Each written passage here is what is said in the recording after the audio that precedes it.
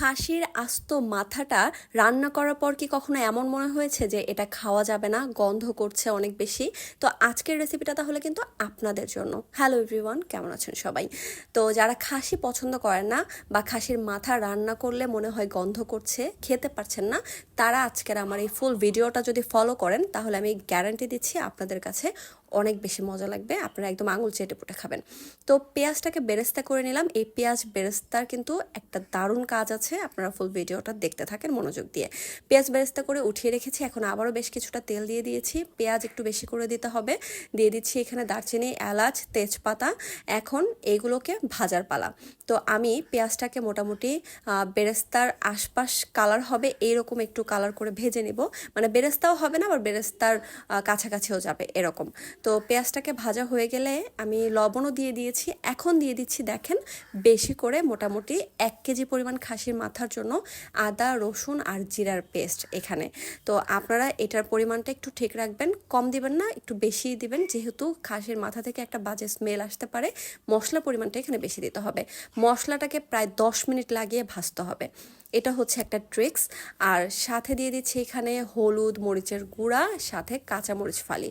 এই সব কিছুকে দিয়ে এখন তেলের সাথে ভাজতে হবে 1 মিনিট পর্যন্ত। তারপরেই এটাকে কষানোর জন্য দিয়ে দিতে হবে পানি। এখানে একটা কথা বলে রাখি, আপনারা 1 কেজি পরিমাণ রান্না করার জন্য ঝালের পরিমাণটা মোটামুটি একটু বাড়িয়ে দিবেন, কারণ এই রান্নাটা বেশি করে ঝাল দিলেই আপনারা অনেক বেশি টেস্ট পাবেন। আর হ্যাঁ, তেলের পরিমাণটা এই রান্নাতে কিন্তু বেশি হবে। তো মশলাটা কষানোর পর দেখেন উপরে তেল ছেড়ে দিয়েছে, আর এই মুহূর্তে দেখেই বোঝা যাচ্ছে মশলাটা কতটা পারফেক্টলি কষানো হয়েছে। তারপরে দিয়ে দিচ্ছি এখানে খাসির মাথার সে মাংসটা, এখানে 20 গ্রাম কম 1 কেজির মতো আছে। এখন এই মাথাটাকে এই মশলার সাথে কষানোর পালা। প্রথমেই আমি এটাকে প্রায় 10 মিনিটের মতো কষিয়ে নিয়েছি। এখানে দিয়ে দিচ্ছি পেঁয়াজ বেরেস্তা। এই পেঁয়াজ বেরেস্তাটা দেওয়ার পরও কিন্তু মোটামুটি অনেকক্ষণ কষাতে হবে, টোটাল টাইমটাই ছিল 10 মিনিট। 10 মিনিটের মতো এই মাংসটাকে ভালো করে কষিয়ে নিতে হবে। আমি কিন্তু পেঁয়াজ বেরেস্তা এখানে পুরোটাই দিয়ে দিয়েছি। তারপর এটা থেকে বেশ কিছুটা পানি বের হবে, যেহেতু এটা একদম টাটকা মাংস। এই পানিটা দিয়েই এই মাংসটাকে ভালো করে কষাতে হবে। কষাতে কষাতে মোটামুটি একদম তেল ছেড়ে দিয়ে ভাজা ভাজা হয়ে যাবে, সেই পর্যন্ত ধৈর্য সহকারে আপনাকে এই মাংসটা কষাতে হবে।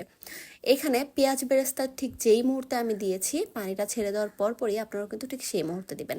দেখেন আমার মাংসটা কষানো শেষ, তেল ভেসে উঠেছিল। এই মুহূর্তে আমি ঝোলের জন্য পানি দিয়ে দিচ্ছি। ঝোলের পরিমাণটা আপনারা দেখেই বুঝতে পারছেন।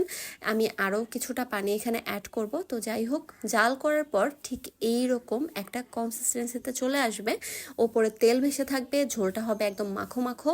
যখন আপনি এটাকে নামাবেন তখন দেখবেন ঝোলটা ঘন একটা গ্রেভিতে পরিণত হয়েছে। রেসিপিটা ফুল যদি ফলো করেন, আপনার রেসিপি খেয়ে সবাই আপনারই প্রশংসা করবে।